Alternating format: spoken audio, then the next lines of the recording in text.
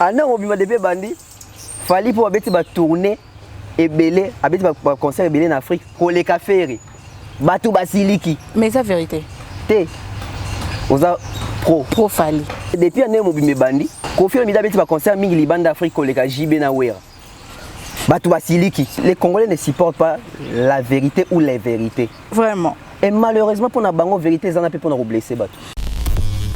Moi les autres causes la pe entourage makambo belé.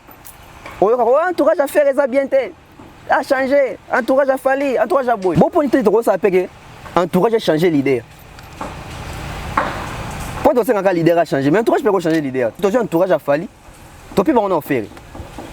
Tout à fait. Entourage à faire, toi puis on bazana na fali. Soko moni oki sango. Nabite za bongo mais so oki sango ba sûr que miko to moni fali mais la dia mama kasi, c'est que ba influencer. Question wana. Pourquoi Israël a tout nango Kofi tes jours à Kofi na plateau? Aïe tout na mutum souci. Aki tout nango bourompe là. C'est ça mon problème. Parce que nga condamné nga bourroté. Bourro a répondu à la question. Oui. Mais pourquoi les jours où Israël a reçu Kofi sur les plateaux a tout makambo sindité? Vraiment émission nga si la té quoi. Soko ki koto web si wabi en tout cas mikolo ferré ba vu succès ba tourner Madina c'est que Madina va influencer ferré. Et donc on est ça là que tout le monde a niveau au cours de l'entourage makambo. Tant on se peut ça leader.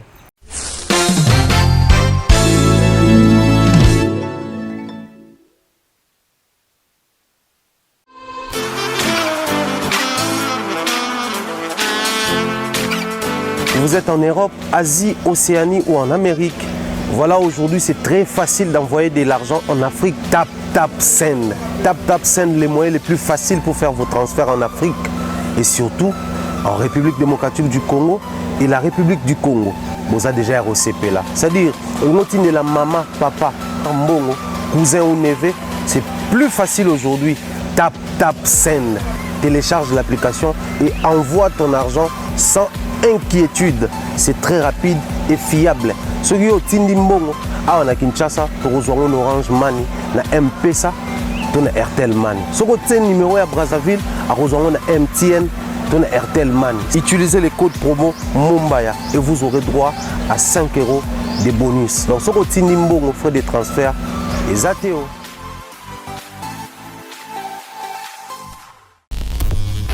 Mesdames et messieurs, bonjour et bienvenue dans Table Ronde.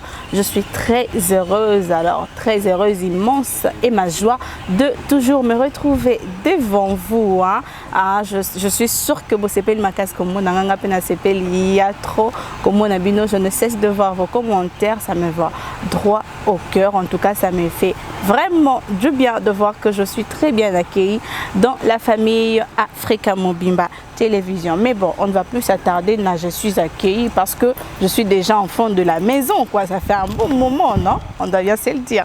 Alors, pour aujourd'hui, je reçois Bev, hein? Tonton Bev. Je reçois Tonton Bev pour vous aujourd'hui. Alors, directement, je demande à Malex Mwadi, au Fungolelanga Chant, et je vais dire bonjour à mon invité. Tonton Bev, bonjour. Bonjour, ça va? Ça va bien, et toi? Ouais, en forme, on est là, Dieu fait grâce.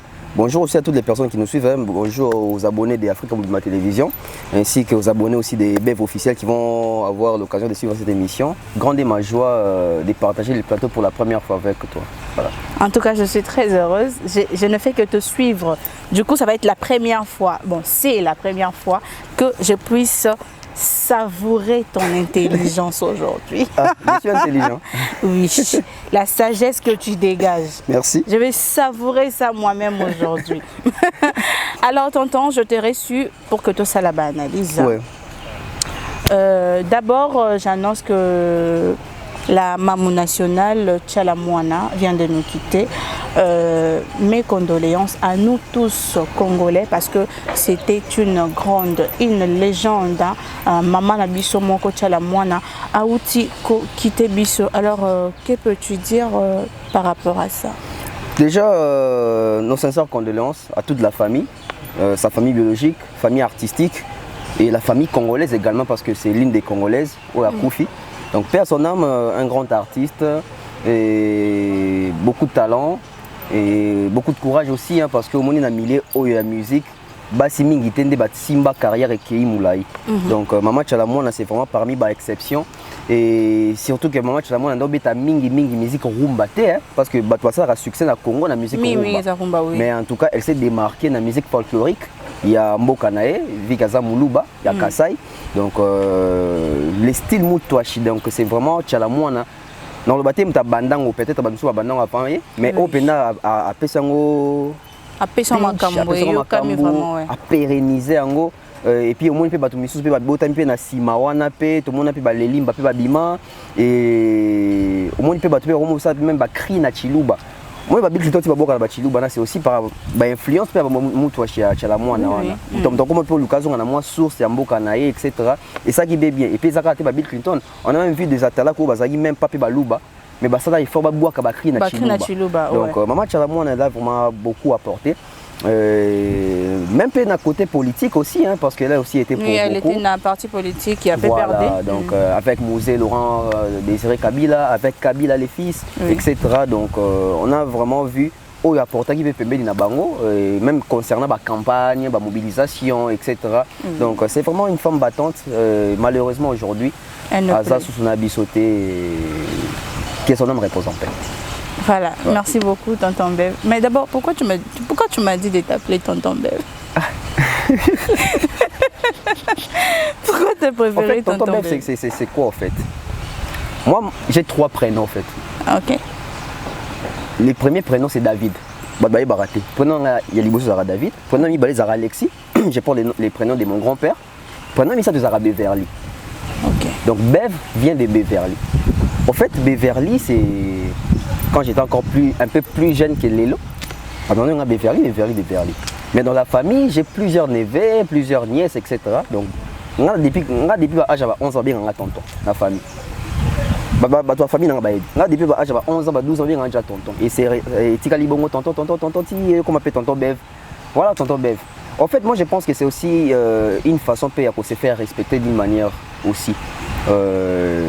La communauté, la venue, le quartier, moi estime on appelle ça rapper bien. Voilà. Mais c'est pas seulement si on t'appelle tonton on te respecte. Non, j'ai pas dit que c'est forcément comme ça, mais voilà, ils ont tonton Jaco, Pendazara, tonton Jaco, oui, tonton Jaco. Non. Oui, chroniqueur, tonton Jaco. Bon, non, l'accent. Ok. Quand on a remplacé avec tonton. Ok. Voilà, tonton Bev, on a fait la côte canne en ligne, on va venir. Fallait pas compter ça.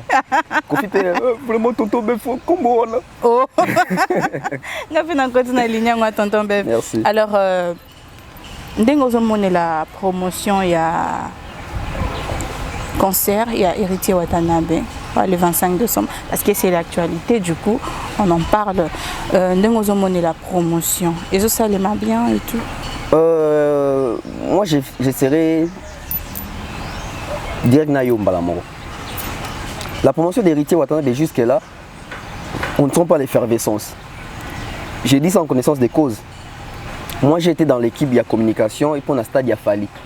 On sait comment est-ce qu'on a mené à bien cette action-là, comme on a promotion, etc. Tout sentiment qu'il y a promotion sur terrain. Parce que la promotion sur terrain, ils en ont 3 acteurs. Tous en a l'artiste concerné, il y a événement na Yemoro. Tous en a des communicateurs, biso, presse, etc. Tous en a des mélomanes, ou des fanatiques, etc. Surtout quand on a promotion à Héritier Watanabe, on va voir que lui, l'artiste, c'est à peine qu'il a commencé à faire sa part. Oui. Parce que moi aussi j'attendais ça. Ton homme il tourne comme Héritier Azara actif sur Instagram, mais Mikolo a commis moins actif. Comment Azara actif sur Facebook a commis moins actif. Comment Azara actif dans l'émission a commis moins actif. Moi j'attendais ça. Et puis on a moni sortie médiatique. Bon, je dirais pas sortie médiatique, je dirais affiche, banderole. Affiche. Parce que ton affiche payé, tout le monde est PKT Héritier à communiquer. Mais tout le monde qui est, par exemple, sa affiche, etc. Parce que moi j'attendais qu'Héritier a communiqué. Quand on a monté une vidéo en Afrique du Sud avec sa bande, je me suis dit ah c'est ça que j'attendais. Parce que Kolo Likambu, ndem torope sa biso certitude. On m'a dit soginati boza banananda. Et que papa a na biloko, a tient na mesa. Oui, que ata aux mal éduqués il y a moi pas ceux qui font la sa chaîne donc il faut la autorisation. Sa permission voilà. On attendait aussi assurance ou un héritier. Que yé moko kolo likamo ba en tout cas boy. Moi quand j'ai vu cette vidéo, je me suis dit ah maintenant la promotion peut commencer. Ouais. Mais quand j'ai dit que ça on a 3 acteurs, héritier, c'est à peine il a fait sa part à Bandi. Et la part de la presse. Audience, na obombelo ate tout ça à Kinshasa. Tebi na zone falité, na zone stade à Wenge. Webi ndeni presse là tangi makambo, presse zaki divisé. Et moi je m'assume, je le dis comme ça. Concert à Wenge qui sont au Kabola sous presse dans derrière Mabé. Comment? On a eu 2 camps à presse. Vous savez que la presse mon pena on va soutenir Wenge et puis ba bi que ba kangi pena carré na bango muso à côté. Et puis la presse mon pena tika pe libana bi total.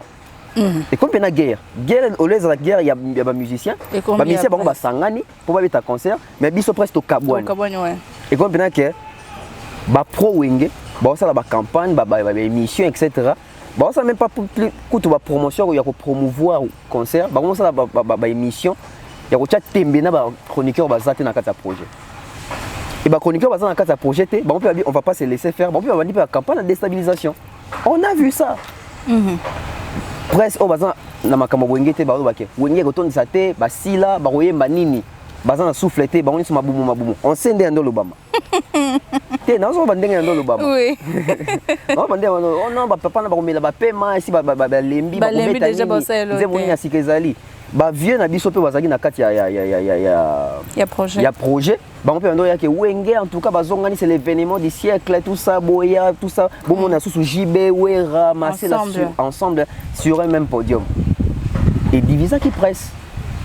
Mais malgré Divisa qui presse, Wenge a bénéficié. Pourquoi? Parce que la presse en parlait positivement et négativement. Bato bazo boya Wenge tant bossa l'émission ba tia ba miniature ba lobela Wenge bato bana attention na bango ke Wenge robeta likambo bato pe bazo ba bien pour na Wenge bato pe attention na bango za ke Wenge au moins c'est qu'ils ont bénéficié et division na biso presse quand même est bénéficié na Wenge. Pourquoi? Parce que la presse en parle. Et quand la presse en parle, les gens qui nous suivent, la presse, les gens qui nous suivent, les mélomanes, les téléspectateurs, les auditeurs, les canaux radio, les internautes, les fans, les penchants, les pro, les anti. Et ça, les bateaux, les contre Wenge. Baolinga bata l'émission où il y a des chroniqueurs bazo finga Wenge. Mais tant que l'émission les chroniqueurs finga Wenge, baota la Wenge. Ah, et comme il boit. Ah, boy. Voilà, on y va. C'est que le transport va foutre là. Vous vendez bien. Parce que là, je sens qu'ils ont côté. C'est la musique, on transport. Je sens que tout un autre transport. On appelle les premiers du transport. Donc tu vois, même les gens qui haïssent Wenge, bon, il y a des missions à Wenge pour un concert à Wenge. Les gens sont au courant que Wenge a bêta. Les gens au bazar pour Wenge, bon, il y a des missions, il y a bateau bazar pour Wenge, na bateau ba finga Wenge. Pourquoi bateau émission bateau ba finga Wenge? Pour voir ça bon OK. Kuna balobi boye bino bozo kosa, bo ba jaloux. Bénéfice nango yozanine que tout le monde centre d'intérêt na bango za Wenge concert le 30 juin. Et Monique et mataki même béchelin comme tina ba politicien ba komo lo baké mboka eza bien té bino bozo beta concert tout ça. Donc et panzani na ba couche nyonso. Même les présidents de la République étaient au courant que Wenge est bêta. Et avec Falinde siko ezaki penda catastrophe. Au Monique na ba chroniqueur mususu. Donc à l'ongwe chroniqueur bato météo benga wana. Ako pena jo wana pena wasala ma météo donc météorologue expert ya rosakanate. C'est ça non le météorologue. Je crois que zabilo mo bongo na boyina lo baba yo zong sanga ba ndo changa ba. Tenga pena bozong sangai. Bando changa ba statut pamba so tenga pena bozong sangai. Mo pena que jo mo pena expert. Donc yé pena so mo ka mi linga ili kaka likolo bi ombula. Mbula c'est que beta le te que beta le. Baby tout. Donc mbula ya kangi pena mbula ne wana po beta le 29. Au moni que ça li que na Wenge tozaki divisé na Falinde siko donc balkanisation de mon sakanate vraiment au monde pendant que chroniqueur mo non tout monde sika kenda te église te mais yé wana ndako mo solana ba prophète ba pesa ba indice ba pesa ba signe des temps etc. C'est le temps de la fin. C'est le temps de la fin. Concert wana en tout cas jour wana yesu yemo azoya kokita sacrifice bato bazala kuna bakobima te fali ndenga zana sia sombi déjà soki nini bato wana nyonso en plus azobimisa sur album tala boye na boye ba prophétie que ya kosakana te. Internet, tout le monde parlait de Fali, stade Fali, stade Fali, stade Fali. Et bien, nango sous division de balkanisation et profiter dans stade Fali, bah coller dans stade Wenge. Mon actualité Fali zaki na duré parce que actualité Fali et bandi ndengeni. Stade Wenge mtoabeta stade, mais les gens associent Fali mbamona makambo ya stade Wenge. Alors que stade Wenge mtifa beta, Fali kuno na beta te. Mais les gens bando kuta déjà Fali na nani. Tant Wenge pe leki promotion Fali bandi ba juste sur Wenge wana bandi sur et ça li durer nango tout le monde en parle.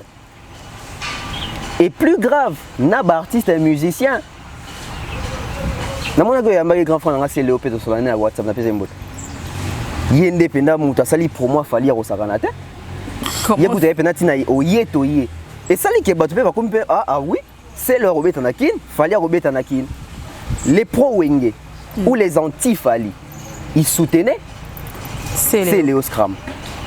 Et nous avons choqué, la majorité de soutenir c'est Léo Scram, qui est dans le Comment ça? Les Arabes, ils ont fait un Cristiano, ils ont fait un Messi. Ils ont fait un penalty au Messi au Tchana. Mais ils ont fait un qui est côté. Et puis ils continuent. Et puis son iter on s'excusait, ah, bon penalty on va bêta en bongo. Oh, mais côté. Oh, mais côté.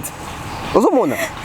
Bido qu'on a su quoi ça dit que au moni d'après ces mots collègues na mi gagner ma. Il y a des penalty qui ne connaissent souffra qui chaque artiste a les cas kuna batuna ngema kama stade Fali. Et on ça d'accord. Bat ozo mona ti bozo ya tamsu pona ko déstabiliser. Mais on peut sango promotion. Et ça d'accord bat musu pe comme peu curieux. Ah c'est que stade on peut journée tonda tende batu ba lo baboué na ok pena hôtel pena pour ngamo na filmer na ça batu pena pia kawana tu te retrouves dans quatre stade na plein osant na choix te refilmer et au baki c'est effectif exactement stade tondi Dieu merci na batu to ka ba kufi yo mtoki na curiosité ta busu nzamba battle okufité ok opanza ça ok stade etonda mais pour il faut jamais pour choisir pour y a déjà na boule de mais na ewana donc faut mais za la kaka. Et ça qui a bénéficié à Fali. Mais tu es dans le stade de Wata. Virginie Manganga, Charlie Prince, Joey Bangato, Bazé Belé. Qui a déjà eu même 20 minutes dans la chaîne? Moi, si vous avez une chaîne na Bino, et si vous engagé, on peut comprendre. Oui, Ayambara va invité, tout ça. Mais basant sur la chaîne YouTube, voilà. Audience, et Zangi, journaliste Nini. Pour 20 minutes. Ah, ça, il est promotion. Ah, ça, la promotion, il y a stade Yawata. On s'est rappelé, on a stade à Wenge. La chaîne est belle, avant l'émission, on a un sport à Wenge. Sport, il y a publicité, il y a annonce. Même, Nathan a fallu payer comme Agibon. Nathan a Wata, c'est l'émission sport. Combien de chaînes ont déjà relais? Moi, je l'ai déjà fait. 3 émissions, on a côté ici, Mikolo. Sport a héritier, il y a quoi annoncer votre stade. Tant on a sali bongo. Na solina héritier? Non. Tant on a sali bon héritier, après c'est un bon? Non. Je suis culturel, je dois accompagner la culture. Et donc, il faut dissocier sentiment na musala. Je suis culturel, ouais. Je dois aider. Donc, il faut aider culture et Kendelibos. Et avancer. Ce n'est pas seulement l'argent. Ouais. Avec ou sans argent, tu dois accompagner. Parce que ce que nous faisons déjà, moi, je dis Bino, artiste tel. Mais quand on fait des analyses, on parle de tout le monde. Exact. On nous a donné l'argent? Non. Je suis en train d'analyser et j'analyse pour tout le monde qui est en train d'accompagner cette culture-là. Oui. Mais quand il s'agit de faire la promotion, là, c'est autre chose. Et ça, c'est Yo zo lukan pour faire la promotion, donc vous estimé que j'ai pu apporter quelque chose dans ma caméra. Donc je dois être payé pour ça. Analyse de ça dans pas foutre abisso. Analyse ça dans analyser. Mais sur ça qui exclusivité à promotion là c'est payant. Ouais. Tout comme l'équipe a fallu biso ba auto qui contacté, on nous a payé. On se montre. Et ça t'es tokenda kuna par sentiment. Moi j'ai été peut-être premier chroniqueur à Evra na YouTube na la mukaka tonga mo bon na ke émission na ti le coller pour na ki ko informer tant sous bandeko balandara biso te na YouTube bandeko TV que concert a fallu ezala na leka kuna avant kutu même ba contacter une équipe ya communication fallu aux hommes on a passion ya musala j'ai accompagné la culture et la culture est venue vers moi. C'est pas qu'il y a une nouvelle culture na kena demandé à prendre na kitu makasi ya okende TV. J'ai d'abord accompagné la culture. Et mais pour what qui fait ça? La presse n'en parle pas, les pro-wenge n'en parlent pas, ils sont toujours dans des distractions. Et la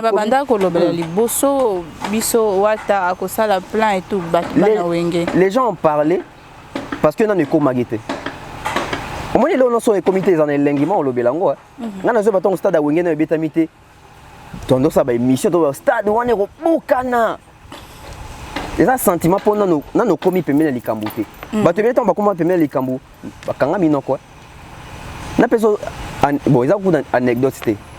Ça, la constat. La majorité, il y a bateau qui la communication ou communiquer pour un stade à Wenge. Depuis le stade à Wenge, si la nana saison a fait compte rendu. Il y a Moussala même, il y a communication basalagi. Et ça me vraiment hein. Par rapport à Falindengue. Voilà, aucune communication, aucune image, aucune émission spéciale. Il y a expérience ou expérimental qui prêt à concert Wana. Pour ça concert à Moukete. 2022 oyo et aussi quand on va souvenir rebelle to beta lisolo que en tout cas en 2022 na Congo tozara un événement où Wenge sangana na stade. Et puis ça va chroniquer mo ba accompagner rango. Mais où sont passés ces chroniqueurs là? Où sont passés ces chroniqueurs là? Et j'ose croire que va fouta Gibango. C'est ça ce qu'on est le problème en plus. C'est ça. Ba fouta Gibango. J'ose croire ba fouta Gibango. En tout cas, j'ose croire ba fouta Gibango. Donc pour Ouattara, je dirais il est un peu délaissé. Donc presse nazo mona te. Nazo mona penza te. Maman les autres ça les 11 hein. Les 11, il nous reste combien? Il nous reste 14 jours. Le 10. Les 10. Donc il nous reste bon 14 jours parce que les 27 on compte parce qu'il y a des jours à concert. Donc on compte il est 24. Donc il nous reste 14 jours, 2 semaines. Mais promotion ils ont vraiment été. Promotion ils ont pénaté. Fallait on a reproché à promotion fallait commencer sa promotion. Non non promotion malonga ya Fali et Bandi à 8 jours à concert. Nabi ya malonga. Promotion ça non mais oh ya malonga to senti que Bandi à 8 jours il y a concert.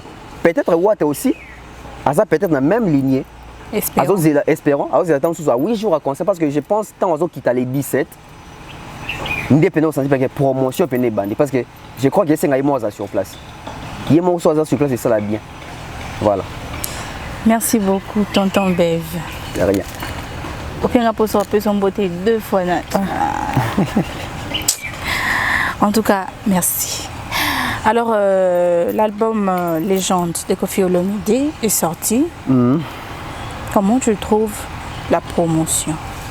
Et ça, ça m'a bien ou bien netité parce que tu yo kango vraiment té par rapport à l'album il y a quoi dans les promo et ça les marques. Très belle question concernant Koffi Olomide, concernant l'album Légende de la légende. C'est un album légendaire qui porte les noms, il y a légende. Même sa promotion doit être légendaire. Vraiment. Mais malheureusement, la promotion n'atteint pas les niveaux qui est légendaire. Je dois dire ça comme ça. Koffi Olomide, tu me sens que ce album est bimi. Ata 6 chansons déjà, quand on a mis nos rabat. Ata 6 chansons au Katana Babar. Oui. Les autres, ça l'émission, au moins, tu vas commenter, fan à Koffi. Album est bêta. Non, yo za fan. C'est normal le babo. Yo yo kango chaque jour. Oui. Ko kasate yo zo kango chaque jour, partout azo kango tango yo karango wana. C'est ça les problèmes autour za nango. Kana zo ba. À l'époque dans cette discussion na camarade na mo boy, abi singa abi. Album où fallait appeler mission nana et bêta coûter banité. Je reconnais à l'époque dans un tort, n'habité oh. Bande moza danger nga yokango chaque jour. Abi yo yokango, obi nga mo pena zonga pe amutu. Yo ndo yokango. Na bien sans raison hein. Oui. Maman, album pena so ebimi. Oh yokana yokaka. Album so ebimi. Moi album so mis la promo yango moko. Bi fait ko ka nzembo liboso bi ah c'est que fona ka banzembo mususu. Pona ma donc comparer yango. L'album de Koffi Olomide est sorti. Malheureusement, erreur à ciblage et salami. Comment? Erreur à ciblage et salami. Koffi a un public cible. En fait, Kofi a évolué avec les temps. En évoluant avec les temps, Kofi s'adapte. Mais quand Kofi s'adapte, Kofi n'arrive pas à se maintenir na ba fanatique oyo ba mesana na musique na yete. Ayaka yana ti courant ya flash. Bon ba benga on courant flash, courant ya ba courant za repeli qui après ya sous repeli qui. Donc Kofi za bongo, Kofi ayaki abete biso pipi na ba ki black. Ba fan o ba yeba ki tam so Kofi na style ante ba sepeli na Kofi. Kofi doit perdurer wana, Kofi ngwa limwe bango lisusu. Et puis Kofi a limwe, Kofi a lisusu Hercule na Nino. Bah fan non ah Joe et bien so pipi bah il sous attends pas quand c'est sous à perdre sous Kofi a marqué sous et pourtant abandon et pourtant il faut petit kalana bango parce que Kofi moi je pense que aujourd'hui Kofi musique azo ça là dans le bataille Kofi ndé ba mso Kofi azo forcer musique té biso to komi banani poto kate l'artiste mbula ke yufu na ajotika vraiment et puis musique za on a retraite té mais seulement to koyi ko ça la mécanisme de mususu ya mayele ya ko aider ba artiste na biso na d'évolution ba carrière na bango. Aujourd'hui, Kofi Olomide, il a 66, je crois, l'année prochaine 67. Dans 3 ans, 70.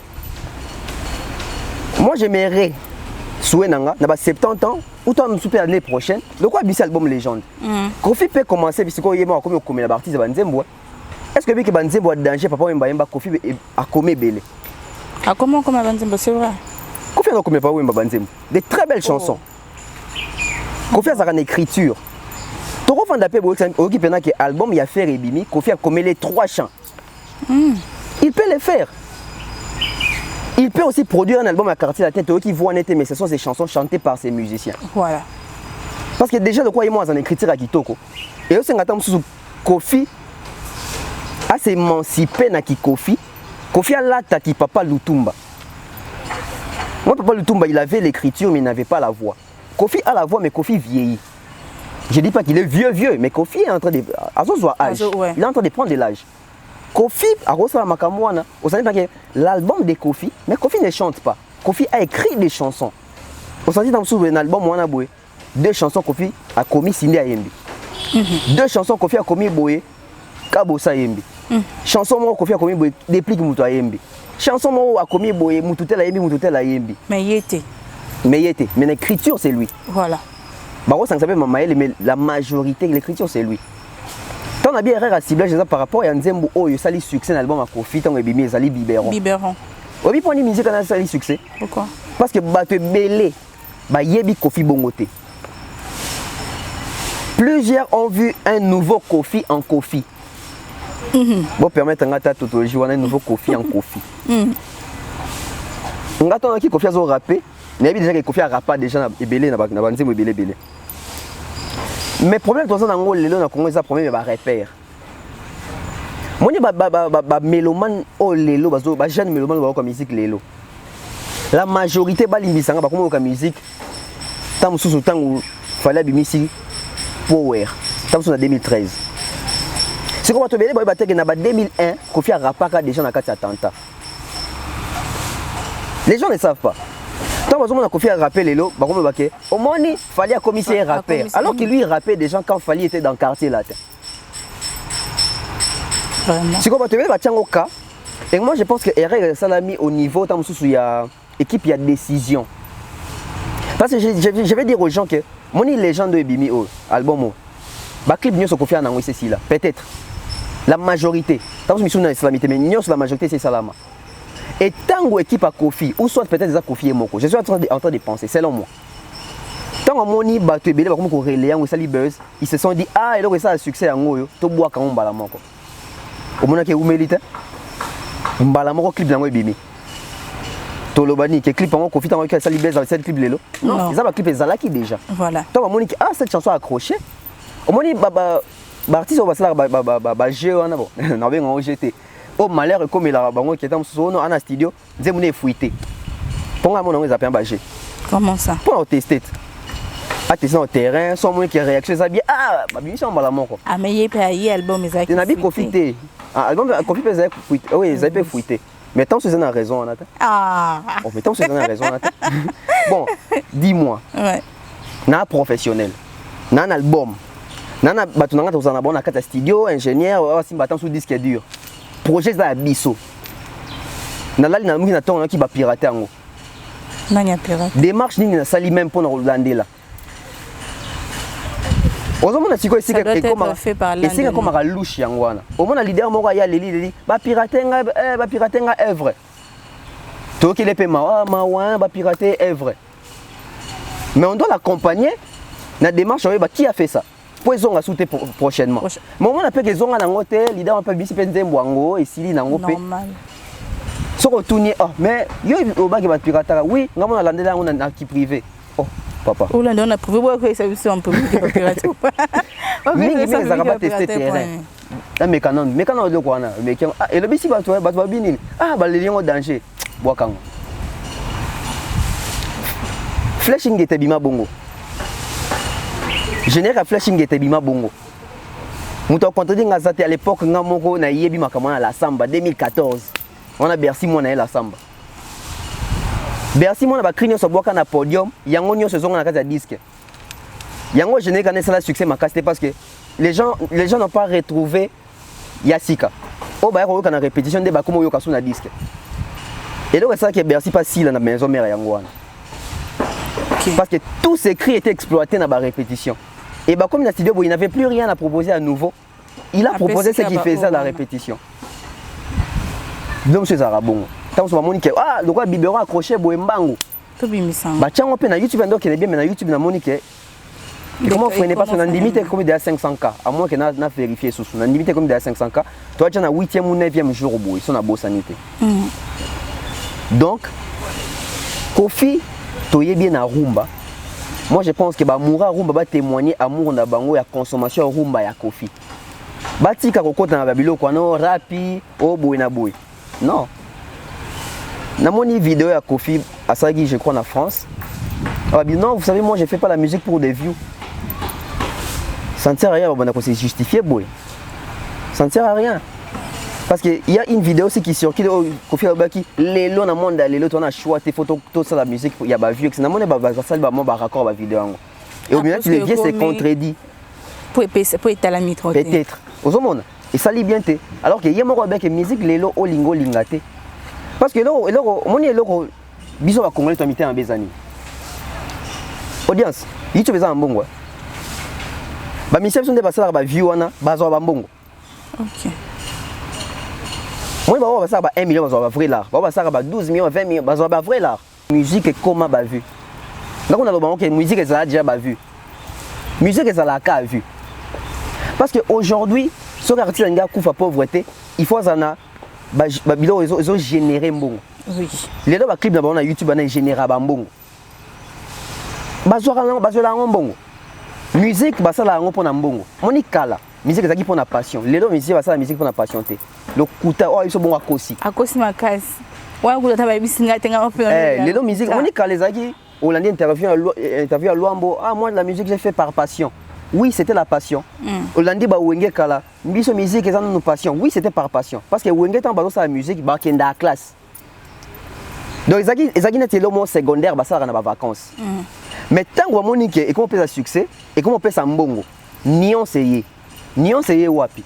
Nion c'est ça que token dans la classe pour te réussir na vie plutôt bon pour te jouer papier on a que luke la musala ne ndo pesanga salaire na bala mwasi na tonganda kuna futa bana chiki bani mais oh écoute bon siko yo kuta siko na musique oh ça lité que aucun des classes mais on peut se dire bilo luka aucun de la classe au sani non ça quand ma classe au komi wana on ni yo c'est voilà wana de siko batu tout balongwa siko na passion bah comment c'est qu'on a business musique est ça business musique est ça passion té passion zali pour batu batimbe la raté on moni biso na Congo tant beta masola passion ba Beatles ba ça l'art biso na Congo tant beta masola passion Jackson na ça l'art Thriller l'album le plus vendu so qui na nini on a boué tant ba bi le plus vendu ba sombi on a nini na makasa ba sombi on a mbongo et puis à côté si mbongo na ba fleur ba sombi on a ba fleur à côté si mbongo voilà. Et pourquoi ceux qui débattent comme au Congo, les gens ne veulent pas parler du côté lucratif. Il y a musique. Et souvent, il y a comme un rassure qui est sympathique. Ceux qui sont sympathiques pour Nayo. Et commis banalisé les années. Bon, on a on a l'exception où ils ont Wenzango ezalaka te. Po somba ba view. Yo lukambongo ekota mozo somba. Yo lukambongo ekota mozo somba lisusu. C'est ça. Posez-vous des questions. Nga za posa mbongo ekota mais nga mo susu na bisu sumu après ba moni nga susu na ki somba mutuka. Atakutu. Ata ba bimbongo akisi yango, il faut isi la ka lelo. Et bimi lelo il faut isi la ka lelo. Atakutu yango. Non, eza ba oyo bazana ba excuse. Bazo luka ba excuse pour simbité, ndé ba kana ba discours ya bongo. Donc ba musicien il faut ba la sabato bele que musique eza mbongo. Ba la ba fan na bango, na ba meloma na bango. Nga loba ki yango, je crois ça analyse moko hier. Na loba ki on a ibi mon maïle n'est pas Thierry Mombaya. Thierry Mombaya loba ki abi. Chaque fanatique to public balandaka nzela ya leader na bango. Soko tali ndenge jiba raison normalement que ba fanatique jibe ba raison na net yi. So tali ndenge fali a fonctionnement que ba warrior va fonctionner ti fali. So tali ndenge faire a fonctionnement ba gola va fonctionner net ti faire. Siko ceux qui ont appelé leader là que ça ba fanatique no qui aller streamer, aller acheter, aller écouter. Ba fanatique no ba sani. Ba kende. So yo là que ça ba fanatique no que wana za biloko lokuta, za ba vie ba somba rango biso to sala loyalement. Ba fanatique no ba comme loyal ba somba te. Bon, dans ce qui loyal mo écouter la mbongo te. Voilà pourquoi on se retrouve dans ces pays au moins que année bandit année en 12 mois. On a un artiste qui te fait 45 concerts en une année et il y a d'autres artistes oh bah ça est là yo 3 concerts en une année. Et si on vérifie bien mon invitation à l'anniversaire. Pourquoi? Parce qu'on n'a pas pu avoir d'abord un bon discours, il y a qu'on rapprocher les fanatiques nabiso dans la réalité de la technologie et aussi avoir ce courage là, il y a qu'on ait savoir c'est très important. Lelo au kangana nindoki. Concert invitation à l'anniversaire. Oh, ngana mona pena jomo pena boye moi na baptême 8 ans soki 8 ans si baptême na catholique. Oh et puis artiste pena alloué pena mutuka pena ba grosse caisse ba caisse ba caisse claire ba drum ba synthé et anniversaire. Artiste va vendre à côté nga vendre. So en tant que commis artiste on aussi kaza ba kena mona ga. Oh, ouais ba loué pena ba keipe et anniversaire ma bête année souté. Oh, abeti pena anniversaire wana kitoko. Et pas l'obéli yango pe que la bête concert. Dimanche na vanda na TV bona CSMB DJ. Aleka kuna mingi.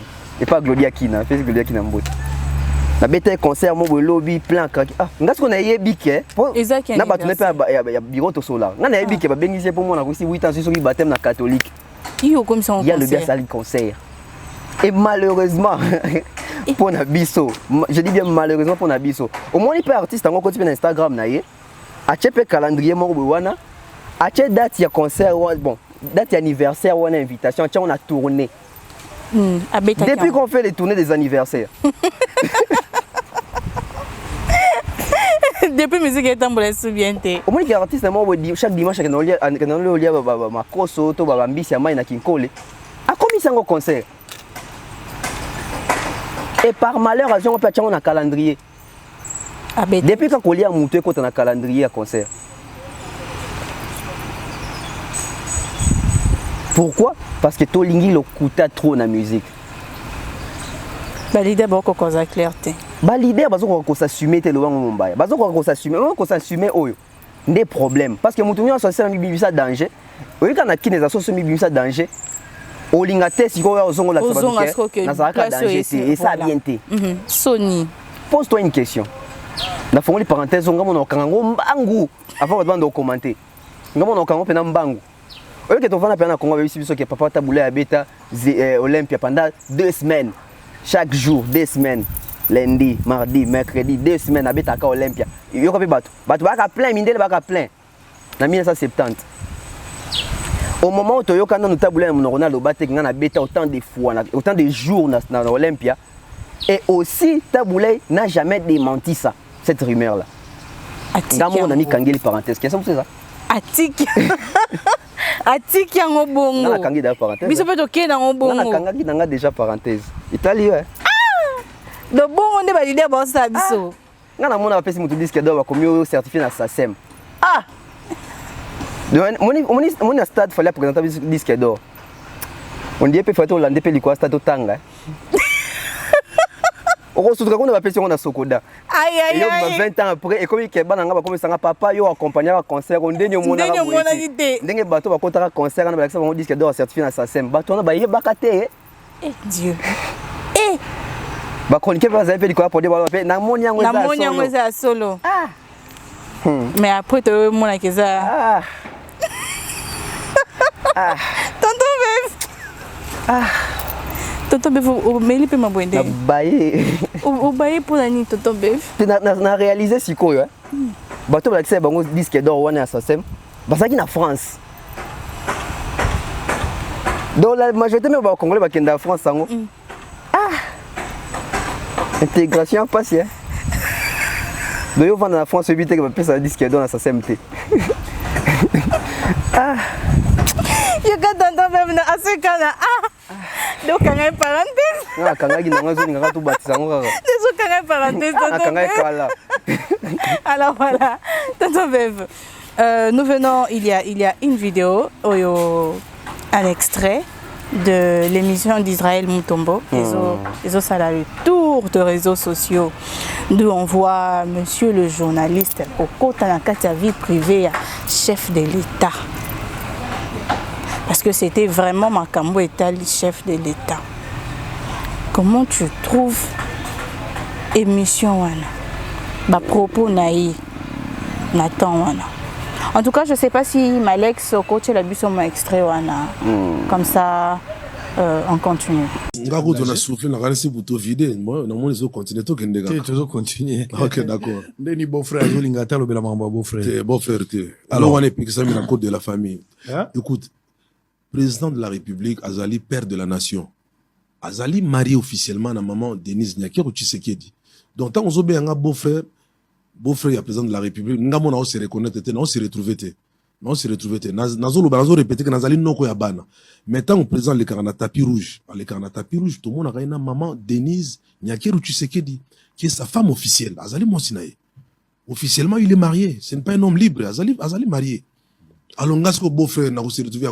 Beau-frère ya na yo dembela. Bon, sœur na bino zakanani ya président. Aga vice-maman, sous-maman zakanani. Bon, oui, Israël. Vous en avez une question un peu pertinente. En tout cas, tant que vous avez un mokili, vous avez raté. Parce que vous avez une sœur. Au sœur, nous les salagi banana, peut-être, vous comprenez. Mais en parlant de nous, vous avez un beau-frère, na ligne le Israël, la ligne montée. Vous avez une casquette à beau-frère. Nazali no koyabana. Parce que, et puis, ils allaient na devoir na respecter. Parce que si nous avons dit manaza beau-frère, c'est comme si nous avons manqué respect à maman Denise. C'est pas bon. Azali, c'est notre maman. Azali, la maman, il y a toute une nation, il y a Congolais, surtout, qu'on le veuille ou pas. Ils ont en Belgique, ils ont en Paris, et Azali, maman, n'a bisoto. Azali, n'a devoir de respecter. Qu'est-ce qui s'est passé concrètement? Bino famille, il y a Bampela Oyo, Tshisekedi, président de la République, très à l'aise avec sa chère épouse, maman Denise, couple présidentiel reconnu officiellement. Bino, Nande, on a Bino, et à moi aussi. Nazo respecté malam parce que boti pe ba ne bele bilo ko hériter na Kofi ngana ko hériter pas Kofi de na hérité ba bonne musique na hérité ma mebele ya bien pas na en tout cas na ko saté via Azali un grand bosseur les lotoro ba on a beau à critiquer au Kofi Olomide ça mais non Azali légende moko incomparable na ba te belé parce que Kofi Azali trop la musique à Congo. Si moi j'étais en train de dire non, il a trop j'étais en train d'expliquer aux gens Kofi Aza phénoménal. Mais Aza phénoménal. Écoute, to loba, to ken de clair. Ils ala ba oba kufa. Et ba oba la bomo. Musicien moko azana to loba ta 15 albums. Et ça la ga succès. 15 albums succès. À part Kofi na moniteur. C'est Kofi. Na article ko monate. Vraiment so ba tumsu ba yebi ba ko rappeler ngai. Mais mutazana ba plus de 15 albums. Ouais. Et ça la kaka na succès. Album nyonso ezaka na succès 15 elandani. Ako comme na ba 30 albums. Oya sala la carrière. Tant mieux. Mais o ezape 15 albums et simbi. Ezaka par exemple tâtonnement te. Ça dit so abimi ses ora tete. Ezaka Kofi. Non, Kofi Aza phénoménal non lobby. En tout cas, mutu faut vraiment reconnaître ba valeur na. En tout cas sur le plan artistique musical Kofi Aza très fort, très fort. Aza vraiment fort parce que makambo belé do sala malelo ba Kofi Aza sala ngo déjà dans na carrière na a sala yango. Donc ça dit même quand les fanatiques pensent que Fali a l'équipe Kofi, toi tu trouves que non, je ne pense pas Yemoro Masala Fali be place Aza go ba l'équipe Kofi, non, ce n'est pas vrai. Akolo bangote. Je parle des fanatiques. Akolo go bangote, ni ba artiste belé pe bazar, vous comprenez. Ataba vient monsieur Belé monsieur Baza bakolo battre balegi Kofi non. Ça dit biso tous en attendant si on côté sa polémique, aux obo ya montepé selon polémique. Ah ouais, aïe logoté, on comprend mais surtout que la réalité makam na tatami na terrain non. Non, Kofi reste incomparable. Et on comprend c'est incomparable. C'est vraiment incomparable. Très bien, Kofi Olomide. Voilà, mesdames et messieurs, de retour sur ce plateau. Tonton Bev, nous venons tous de suivre cette image. Que peux-tu dire par rapport à cela? Malheureusement, même les personnes qui sont censées européen sa vision directive va bien. Comment on a bango bazo bungandela boé. Et ça va bien té. C'est pas professionnel. C'est pas professionnel. Moi, les bateaux quand ça professionnel, les alliés qui ont la chaîne de télé, aux en audience, audience nenga. Aux en audience, des professionnalisme. Non, des professionnels même dans les actes, dans les actions, dans l'attitude, même dans les verbes. Professionnalisme, il faut à tous les niveaux en fait. Comment une émission où on reçoit un artiste musicien, déjà c'est une émission à caractère politique. Posons des questions. C'est quoi les cahiers de charges de cette émission? Justement, c'est la question que je me pose. L'émission est à caractère politique. Qu'est-ce qu'un artiste musicien vient faire là-dedans? Et puis ce n'est pas le premier artiste musicien. Voilà. On commence à recevoir 2 artistes musiciens. Alors que c'est une émission politique. C'est quoi les cahiers des charges? Les cahiers des charges doivent être définis. Exactement. C'est sûr et belé va éviter. Le malheur dans la majorité de les facilité, la communication, bien, directement abîmé. On va venir courager. Courager, mais courager. Il y a qui m'a courager. Télescope, caméra, caca. Qui courage ne sali. Qui courage ne sali. Et ça, les cas moins cohérent. Ah, Joe, il est professionnel. Non. Non. Et puis l'institution président de la République, c'est une institution. On habite dans Mboro. Bon, peut-être pour ça, Congo République démocratique, démocratie. L'institution président de la République, c'est un mouton trop sakana na été. Vraiment. Et ça, mouton trop bête à sonner n'importe comment. C'est une institution. Il y a mon quoi institution mobimba. Vraiment. Mais au moment, même si Bouron Pela, à sa beau-frère chef de l'État, au moment où Bouron Pela n'a jamais fait une émission pour brandir si haut et fort que je suis le beau-frère du chef de l'État, à combien plus forte raison Yozo Yambe pour tourner Makambouya qui beau-frère n'est chef de l'État? C'est quoi le rapport? Et puis, qui beau-frère moi pas si parce que beau-frère qui est mouton, mariage. Voilà, marié légalement. Légalement. On est qui beau-frère. Mais il y a des gens qui mais biso pe ba auto zapena ba beau-frère. Olingi fimo wesika balé ki nae. Beau-frère na ki ndenge ya nini. Mais un mariage té. Faut faire très attention. Et puis il insistait sur la question. Il voulait quoi au juste? Il voulait quelle réponse? Apparemment aujourd'hui YouTube a dérouté plusieurs personnes. Plusieurs personnes sur YouTube ont commencé à exprès. Émission n'a pas fait un moment boyer et ça a buzz. Bah, tu commencer l'émission à dessin. Moi, je vais te dire, c'est Dieu m'entend parler. Quand on a ça l'émission, on a dit, oh, on a frappé en côté. On a composé l'émission, on a ça l'émission. Oh, bah, tu vois, on a des salis succès, on a des salis succès. Voilà. Mais aujourd'hui, bah, tu vois, on a l'émission à dessin. À tel point, bon. Parce que. Insistant. On a chapé, on a point, on a maramba, ouais, rendre à l'objet français bien théâtre. Donc, à ça, j'ai l'intention que côté on a des. Pour ça la buzz. Pour ça la buzz. Raison pour laquelle moi bien gabi so belé ba chronifuati. Ba chronifuati. Pourquoi? Et puis m'tapé ça comment ba chronifuati? On a raison, Fabrice. Justement. Pour y mo pas ça na ba chronifuati pembe ni neto ba beba ni na comprendre parce que ba ça ba chronifuati. Ozomona. Les émissions professionnelles se préparent. Naï art na tout ni otolobela nini. Ouais, puis c'est comment otolobela. C'est une préparation. Na ko ya te yo utinanda ko penser nanda ko to vandi pas micro et peli caméra to bandi émission non. Émission ça na préparation pour ça na fil d'idée. Pour ça na cohérence parce que bato batala biso ba bazo baté. Ils savent capter que émission est dans la cohérence. Ils savent capter que émission est dans mutuna makolo loketo ezate et ko la tata cravate. Et banata te vraiment. Et ça émission c'est ça bon ouais. Émission bandi maman parce que biso o to tanga nchiki to ça la pyramide renversée. Mais banso banda pena bou. Moi émission ça rende to bandi tomata molo tu senti pas que monsieur comme mata oui mais même soit on a peine que pas likolo Tom super mati pe placité abandi pe placité a ça peine boy oh bon mais comme toute tension va couper Tony tonton même oh moto ça va non bon à transport faut bima tonton même je t'écoute c'est compliqué ben monsieur faut se préparer et tout le monde on est comme sur makambo ko fina sindi moi sina mobile toujours dans la même émission. Toujours dans la même émission, on a posé à faire égaux la makambo question moi si a fallu. Makambo moi si a fallu nani ne yosani. On reçoit Ferré. Bazo poser makambo ya moi si nana ketchup. Malheureusement nos artistes épais batala ba intérêt na bango. Ba artiste na biso ba sélectionnera sous qualité te ba sélectionnera quantité. Avec question que les capés Israël en a abonné belé dans la mamakasi. Alors qu'il y a quoi pour les capés audience. Faire quoi les capés par audience. Vraiment. Faire bah un peu bev pas mon baya. Bah tout n'est pas question tant soutien nana ketchup. Vraiment. Mais pour la quantité à qui on se fait ridiculiser bah tout makambo nana ketchup. Quand on a fait un choix, il y a prédilection à mission politique, restons dans la politique. Bientôt la campagne électorale et banda, restons dans la politique.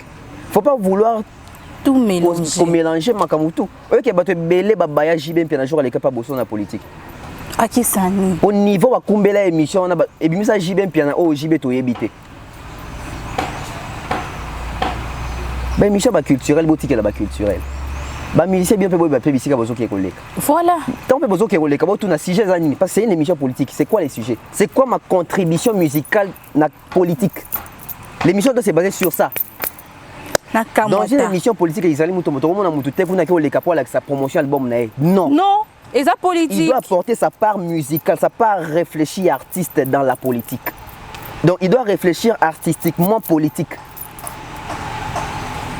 Mais là-bas, on retrouve Babiloko. Et ça la kitoroté, et ça la propreté. Oui, et ça li buzz. Mais ça li buzz na ndengeni. Yamabe makasi. Yamabe. Déjà ceux qui biso wa chroniqueur to là que ça batu keto respecter même pas vie privée président de la République. Olingi muta cita ça ni. Vraiment. Yo journaliste. Babenga biso ba troisième puissance. Quatrième pouvoir. Quatrième pardon. Toza na mission à ko former na ko informer. Qu'attendez-vous par former? C'est la bonne éducation, c'est la bonne communication, c'est la formation. Mais ni n'est au sol. Qu'attendez-vous par information? On informe aux populations et mais les lobbies sont tout informaraté, tout formaraté, biso to divisaka, biso to lukaka bu senzi na bu zoberi. Pour non luka ba vu. Pour na ba vu. Pour na ba vu. Moi je nous félicite biso ba wa génération lelo na presse. Moi j'ai pas froid aux yeux ya koloba ngo boya. Ngana zana ngana somo ya artiste té. Pourquoi ngana se démarquer na YouTube na pona yambaka batuté. Seul je peux mener mon émission du début à la fin. Les gens vont suivre et puis ils vont retenir quelque chose. Je ne dépends pas des invités. Je ne dis pas que j'ai pas besoin d'eux. Mais nous avons une dépendance na bangote. Na lo belo moro a, le ba taxa biso biso to ba profali. Oui, pour ba taxa to ba profali. Wani. Selon yo zanatini. Selon yo. Bible lobela trop makamba fali. Votre émission est zaneti trop makamba fali. Makamba fali. Pour défendre abatu msote. Si ko bato bazo ba bongo. Baza ba classe nanga. Na sisa na bongo classe. Mutolo bano bongo sala mécanique. Mutolo bano bongo sala ne médecine. Mutolo bano bongo tangate. Mutolo bano bongo tanga pe makasi mais tanga classe oyo tangate. Ngana tanga journalisme. Na journalisme ba ici biso. Journaliste, il faut courir derrière l'actualité. Voilà. S'il fallait faire l'actualité, que voulez-vous que je fasse? Uzakawana. Lukunku, Manda Chebu, bien donné en Ngumba, Mami Lela. Oui, puis tu as point de bateau, oui, point de neutre. Pourquoi? Non, ça analyse, t'aimes quoi ça analyse? Encore on t'a fallu. Bon, bah, yamba, carrément, on va ça te voir. Ça, ça l'analyse, ça c'est vérité dans la musique. Congo Mobimbe comme un profali. Parce qu'il fait l'actualité. Et ça, Golo mabenganga ndeko bon fan affaire quoi bino bolobelaka azoloba trop natika lobe bino fali bolobaka bien fali boloba bien faire été ah ndeko so biboza ingra quand on le bela regarde-moi ezaki bien faire été quand on le bela acoustique à faire ezaki faire été oh te bino baka fali abeta ba concert na bi ah au toucher point kitoko toi en 2022 tangena 6 grands concerts à faire akata téléphone so kati poani toke kati poani. Donc les gens nous demandent qu'il faut être au milieu du village, il faut dire la vérité. Être au milieu du village, c'est dire la vérité, non? N'est-ce pas? Être au milieu du village. Il y a une émission que je viens de passer une émission avec Mombaya. J'ai vu un commentaire. Un monsieur qui dit Bobandi lisusu ba contre-campagne nabino pour un concert Yawata. Bozo Lukabat bazala au milieu du village. Le monsieur explique et azolo belandenge campagne ezo salema bien te. Ndenge promotion ezo salema bien te. Au lieu de retenir ba point ya bien, o ekoki ko apporter les bino en plus. Vous ne voyez que kaka kumpanzo ya lobby que awa bosali mabe, awa bosali mabe. Bongo place wa pesi bino maele ya que non, sangisa un ou bakisi un boye peso mibale. C'est l'ignorance et l'hypocrisie congolais. Fali promotion bandi. Tout le monde a toche makelele papa tout le monde a pancarte ni affiche ni nini. Na mona mututa lobaki ah le na mona pa bosasi fali. Les gens ne voient pas ça. Et puis quand on va tout le monde bandero mo bima je crois panneau mo bima bachaka stade bacha longi fali te. To ya lisusu. Oyebite ke na Kinshasa bato be batebi otanga te. Che longi na yo ete kayo. Tout le monde na communication fali ba changer affiche comme le gars fali. Comme voilà. Moutomaye linda sa raison na rabongo. Ache bolobi ata yimi et servir à changer. Justement. Mais ce n'est pas le cas chez nous. Bon dans le milieu du village, OK. Tu es au milieu du village. Beaucoup de vérité. Si on a au milieu du village ezaboué. C'est ça que depuis année mobimé bandi, Kofi Olomide beti ba concert mingi libanda d'Afrique koleka JB na wera. Batu basiliki.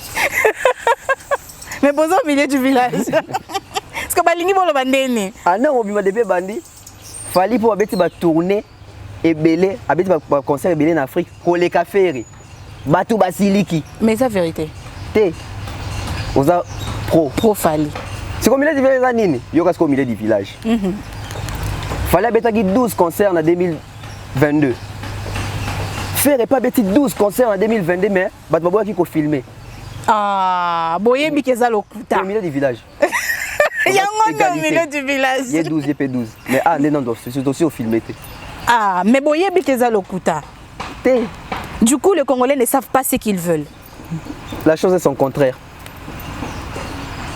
Comme elle a miel té. Bon, ça va. Natiki. Mais mon million il faut mettre la miel mingue. Poison isa. Une seconde miel. Vous dites une chose et son contraire. Non mais vous voulez quoi au juste? Les Congolais ne supportent pas la vérité ou les vérités. Vraiment. Et malheureusement pour la bango vérité ils en a peu pour nous blesser bateau. Vérité ils en a peu pour nous blesser. C'est que les gens ignorent la vérité et à la carte pour ça le bien. Ambassade sur le belo au Moroa qui banda na wendo tina soyi na se mutasali ba réalisation ko le kafali azate. Il fallait battre pour contredire Ambassi na ba preuve. Moment ni Congolais rebondissera na ba insulte. D'autant plus tu rebondis avec les insultes, tu es en train d'admettre que tu n'es pas capable de démontrer que voilà. Alors que ndeba lobe bon fait ce que ton côté n'a pas fait.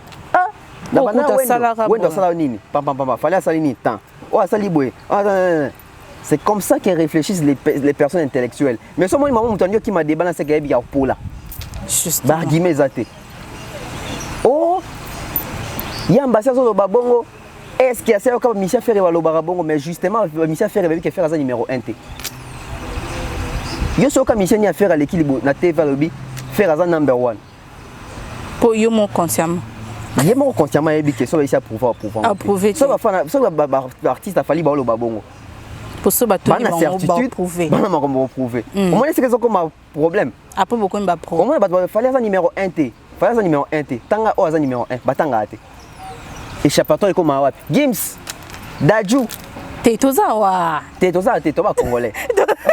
Non, tout ça, Congolais, mais Congolais qui vivent. C'est Congolais qui sont ici. Ah, c'est triste. Gims, Dadju, Nino Koutou, Anna ba single d'or, ba disque d'or. Ok. Fali a lo côté ma papa. Ok, Fali ma papa. Toko tango pe na wese la gomme wana pe. Nesi na latia. Fali a eu disque d'or. Oh ba Nino na bango ba danger bazwa. Asombi pe ka elote. Asombi yango. Et c'est coûte 5 ans. Oh juste. Et ça lui coûte 5 ans. Oh, ils ont 5 ans. Il fallait ils ont combien? Ils ont combien? Oh, Toyebi, à coopérer Kiango. C'est bien, mais quand même, moi, coopération à Tandam. Au juste pour me donner sa disque d'or, il fait ça combien de temps? Au juste, il faut attendre et rejoindre. Justement, parce que ceux qui ont ça que non azu et ça lui coûte 5 ans à Oumeli. N'a pas exemple à Oumeli et tout. Si à Oumeli il fallait à ça combien de temps? Te bato ba ba yebinde makambute, yango ba oloba. Ba yebite. Fali a eu disque d'or un album un album urbain qui s'imposer dans le marché à Batou. Ou à raté. Il écoute 5 ans. Il faut les féliciter. Yaya, marché aux alaté. Mais au côté. Bah yebioté. Au lieu petit album non, bah somme bien on peut 50 000 fois quand en France. Ah. L'album est bien ouais. C'est là. Toyoka. Total. Oui, balle de match. Et balle de match, non mais. Oui, balle de match. Mais il fallait y a déjà bande. Mais bien, on a habité, hein, pour n'y bien aux là. Non, on a quitté là, non, ils qui n'ont été, mais il fallait il y a déjà depuis 10 ans. Ni yango. Balle de match. Alors, imagine. Ezo ya les sous. Ezo ya ndengemi. Ezo ya. Tout ça c'est la caca. Ezo ya. Quand? Ah, check. Oh. Avec check. Pas pareil. Pas pareil. Pas pareil. Toujours. Mais oui, est-ce que tu réalises que Total Mondial 2010, c'est la balle des matchs. Total Mondial 2014, c'est la balle des matchs. Total Mondial 2018, c'est la balle des matchs. Total Mondial 2022, balle des matchs, c'est 4 mondial. Non, sans les sous-sous qui est 4 mondial. N'est-ce pas doit réaliser mondial après 4 ans. Mondial est après 4 ans. Peut-être 2010, 2014, 2018, 2022. Mondial, c'est ça 2026. Peut-être Tijuana. Peut-être. T'oses là. Espérons. Non, mais en fait, moi je pense aujourd'hui, si je n'ai pas mis album, on a une difficulté à consommation. Il aura du mal à être consommé. Pourquoi? Ça, je vous dis ça sans masquer, sans. Et ça, JB, non, ça une vérité. JB, sur cet album à refouter. Il faut un bon mécanisme, ni on sort pas cet album. Aujourd'hui, l'album, on sort plus les albums des Agui TH qui lui s'empile pâté. Le maintenant qui est Tokos, Dynasty. L'album est changeant de façon au bimila. L'album est changeant dans la cible. Non, font la parenthèse, mon quai bon à quand. Au camp, on se mbango. Mbango avant de commenter. Yo, quand on a Congo, on va tout le monde sabi soit que. Musique congolaise, c'est numéro 1. Ah! C'est numéro 1. Bon, tu comme 40e. Oh non, tu perds la place na biso. Ba Nigérien, ba couper décaler ba boto na biso. Très bien. C'est numéro 1 sur base de quoi? C'est un débat autour. On a s'enorgueillir, mais il y a des fonds à Kati. Tout ça qui est numéro 1, à quelle époque déjà? Il faut que ça soit année. Soit année, total en Afrique. Ça, il y a des bêta qui, au bande kwando bêta. Parce que ça, il y a solo, il y a mon aux musique congolaise. Tu vas dire au bêta, il y a Kofi Bercy. Ça, la mon à solo. Bercy, na 2000. Na 2000. Si on soit numéro 1 déjà avant 2000, alors que dans Mboka Moussou, les Africains sont dans Madison Square Garden, ils sont dans Polo, ils sont dans Salaminene. Ils sont dans numéro 1 Salaminene. Et tu as numéro 1 sur base de quoi? Moi je pense, peut-être numéro 1 sur base de Nzembu, la chanson dansante, la générique. Parce que ça a été Afrique, parce que si on a Afrique, on a une continuité. On n'a pas une continuité. On a fallu qu'il est en train de se battre pour ça. Oh mona ki akena mboka moko boya tie micro. Ba oyemba nzembo ya rumba na lingala. Bato pe akena pe ba concert libande belé. Tala ba concert na bango ça pour ko diminuer bango te mais ça ressemble au deuil. Vraiment. Depuis ande ko yemba. Ye na ye. On depuis on s'appelle en complicité pe na caméraman. Et filma kaka moyembi. Kozwa kuna te. Moyembi. Donc yeba l'accent na classe que yo focus na moyembi. Le reste non. Tika kuna ko meka kusi. Et puis on a ta artiste monta meka baje wana zo ba micro chabo. Alors mieux que la mawa. Alors sanza sur scène. Alors ça crise sur scène. Ozo mona. Sur base de quoi? Na kangi parenthèse en mbango. Question c'est ça. Voilà, kangi parenthèse en mbango. Moi, en tout cas, j'ai une question avant de clôturer, avant tout qui est déjà dans Souka, parce que nous tentons déjà vers la fin de cette émission. J'ai une question. Oyo, j'aimerais que biso nyonso, hein, bato to landara ba émission, bon biso tout to landara ba émission. Bato yo to comment ko benga bato mususu ba chronifuati et tout ça là. Vu que tu as lobé la makambu ya bosolo na politique, posons-nous la question de savoir. Bon, posons au moins à Israël Mutombo la question de savoir quel est le cahier de charge ya bosolo na politique. Très important. Quel est le cahier de charge ya bosolo na politique? Ça dit quoi? Toyeba. Tolembi ko benga maba chronifuati. Tolembi. Dites-nous au moins, qu'est-ce que dit... Donc, dans votre cahier... Tu as des bancs. Moi, tu as le cahier des charges, on va vous les cahiers. Cahier des charges, cahiers. Ça peut être juste papier caca. Papier caca. Conception et émission. Au loba qui est au salanini na katiwana. Durée. Contenu. Public cible. Ils aura 4. Monsieur les animia, Kotang, ils aura bien. Et qui mais bien on attend déjà ils ont déjà moi indice na kata cahier des charges ça batu émission nga e bandana airboy et si na airboy émission nga e lobelaka batu boy émission nga yambaka ba genre invité tel émission nga cible nango parce que émission de ça ils apprennent batu mais ça na public cible faut en faut ciblement phare faut cibler izala il faut voilà langue émission releka la langue nini ils a bilingue. C'est ça qu'on appelle un cahier des charges. Tant on le cahier, ça cahier voilà, voilà, donc cahier de charges, il y a beaucoup de politique, et ça nini, toye bata. Parce que là, ce que nous suivons, tous comprendre les sauter. Netinga personnellement, non comprendre nanga. Tant dans la landa bosso na politique, non mon aba musicien na kati, na comprendre raté. Na mitu nara et aranini. Vous expliquez biso. Toboy te pas musicien. Toboy na biso te. On reçoit un musicien, mais le musicien vient réfléchir dans une émission politique. Ou alors comme bossolo na musique. Il y a en plus le problème c'est que avec ou sans cahier de charge, déjà le nom de l'émission est Lobby Soboria Mélanine. Voilà. Bossolo na politique. Voilà, on va continuer. Invité dans l'émission Bossolo na politique jeudi dernier, le chanteur et danseur Bouron Pella a fait de fortes déclarations sur la relation de son ex-patron Kofi Olomide et sa chanteuse Cindy Lecoeur. À en croire cet ancien poulain de Quadra Koraman, Kofi Olomide et Cindy Lecoeur sont amoureux. Cindy est la femme de Kofi Olomide. Il lui a déjà fait une bise sur la bouche. Bourreau a renchéri.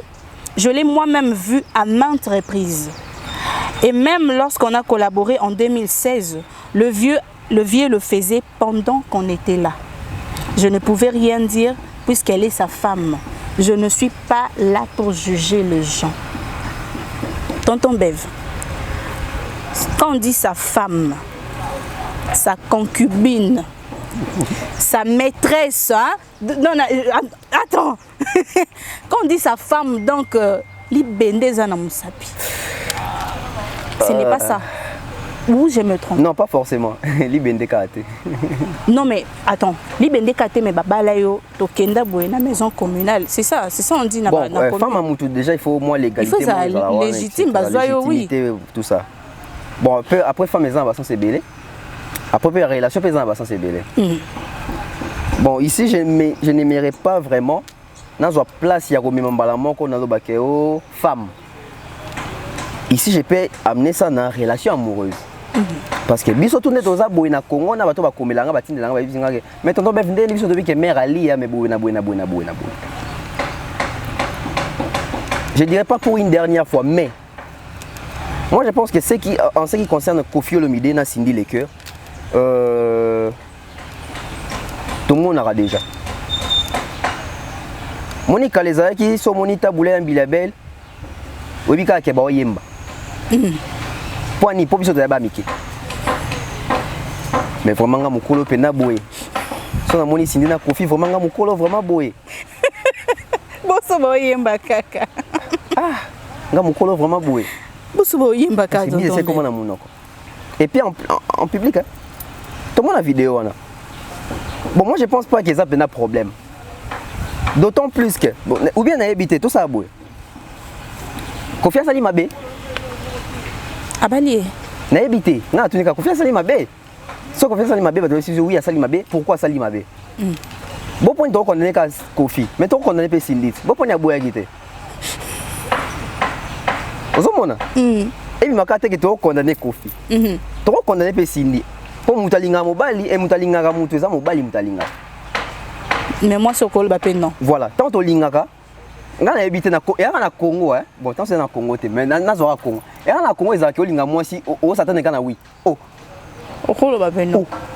O mo mutuna ya ondima. Te o, a bapé non. A boya na epi. Ozomona. Pour nini? Cindy aboyaka te. Et so ya solo. Biso tout toka ba rimer makele la ke Koffi na Cindy na li ya divorce. Peut-être que va divorcer qui pour la Cindy, qui sait? Je ne sais pas. Tu vois, mais quand vous réfléchir. Et question wana. Pourquoi Israël a tout nango Koffi tes jours à sera Koffi na plateau? Aye tout na mutum sous. Aye tout nango bourrompe là. C'est ça mon problème. Parce que nga zo condamné nga bourroté. Bourron répondu à la question. Oui. Mais pourquoi les jours où Israël a reçu Koffi sur les plateaux a tout nango comme Cindy? Vraiment mission ngasi la té quoi. Et puis moi Israël dit que soit une question vraiment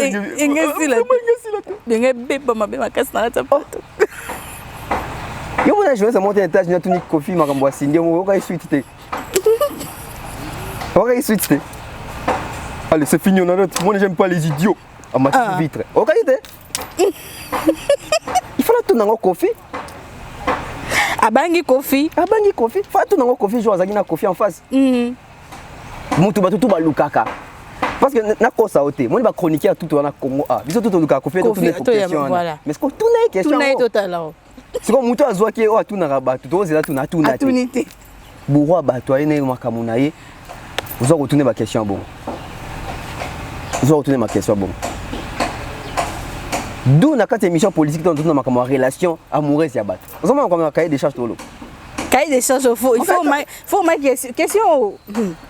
Cahier des charges faut répondre. Les Congolais oh bakenda classe moulaïte, ne ba mona ki Israël bon journaliste. Ben oui. Ça c'est pas la déontologie. C'est pas la déontologie. Je vois mal na chanani. Paro chapena nani pour na choquer bato. Bon, Claudicia Rayambi Fali. Armo tu na fallait bi. Dernier mot en relation Cindy na Koffi. Tu penses que cette question Claudicia Robi mi semble? Non. Attends Robert Braza. Non. Pourquoi il faut bien la congolité? Parce que même les abonnés ou les personnes qui nous suivent nous influencent. Voilà. Moi, il est influencé par ses internautes. A commis devoir de satisfaire bango. Batou.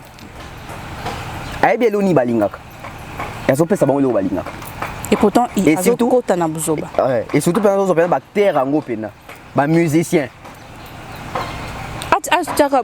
La musique. La musique. Mais Bourron Pela, moi je ne condamne pas Bourron Pela. À répondre à la question. Mais il faut aussi répondre sagement. Déjà, dans le bec, quand même beaucoup de respect. Ah bah non, en tout cas, tout soukara. Non, le batté. Mais tant qu'Israël insistait, maintes fois, on a collaboré en 2016, tout ça. siko biloko aboyso c'est ça que Didi aro c'est plein makamba bon temps oyo kango et ça va bien te ça va bien te nabi katika a contre ngo aro ça pas ebinae mais eko maboy eko masiko boy quelque part on va comprendre pourquoi les gens sont choqués baza choqués parce que baby que Cindy na quartier latin ayaki kosala pemeni ya Kofi a présenté biso que chanteuse ya quartier latin. Mais est-ce que peut-être que Kofi a présenté bango oyo komi siko. Donc c'est choqué ça. C'est peut-être ça parce que moi je ne vois pas en tout cas le problème que ayaki kosala et puis ça arrive. Ah c'est pas naza moi aussi. Non. Na on a testé quand on condamné batou et puis ça m'a comme partout. M'a bolingo en plus. Il y a bolingo. Où sont des gens batou c'est plein na Cindy ko c'est plein ndenge. Ndenga komina. Mesdames et messieurs, nous sommes à la fin de cette émission. En tout cas, tonton bébé. Maman batou. OK donc on a Kofi, on a une émission ça lobby. Batou comment toi Kofi faut ça Kofi na bino changer entourage. On va signer l'entourage et Osani. Et Osani. Na peso le romo na inventant aussi. Moi les autres ko c'est la fait entourage makambo belé. Oyo ka entourage à faire ça bien té. A changer, entourage à fali, entourage à boy, tout ça la boy. Baloba en français il n'y a pas de mauvaises troupes, il n'y a que des mauvais chefs. Bon, pour nous, ça fait que l'entourage a changé l'idée. Pour nous, c'est leader a changé, mais l'entourage peut changer l'idée.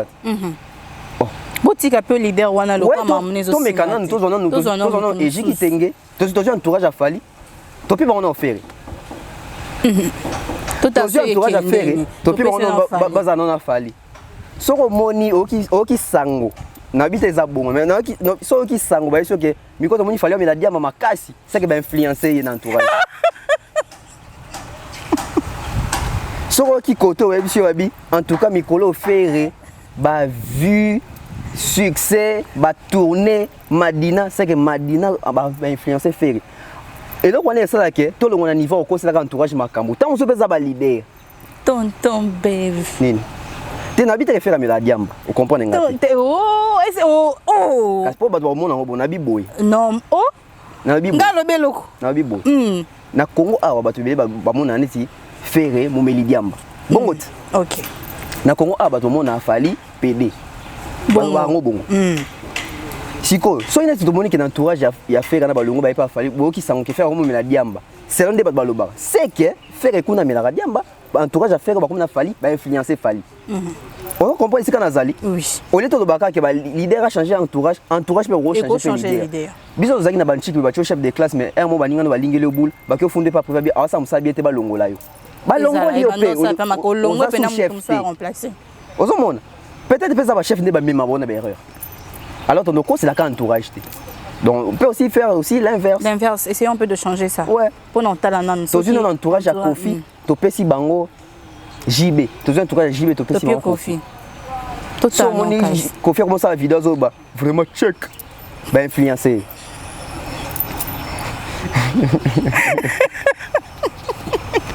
Mesdames et messieurs, nous sommes à la fin de cette émission. J'espère que vous avez aimé. C'était pour vous, tonton Beva. Comme il peut tonton, comme il peut arranger ma nièce Naïe. En tout cas, moi j'ai bien aimé. Comme j'avais dit au début, j'ai voulu savourer sa sagesse. Hein? Mais fallait la savourer. Et j'ai savouré, j'ai aimé. Merci. Merci beaucoup, tonton Bev. Alors, merci pour les questions. Un mot de la fin et puis nous allons. En tout cas, très belle émission. Un mot de la fin. Merci beaucoup. Merci.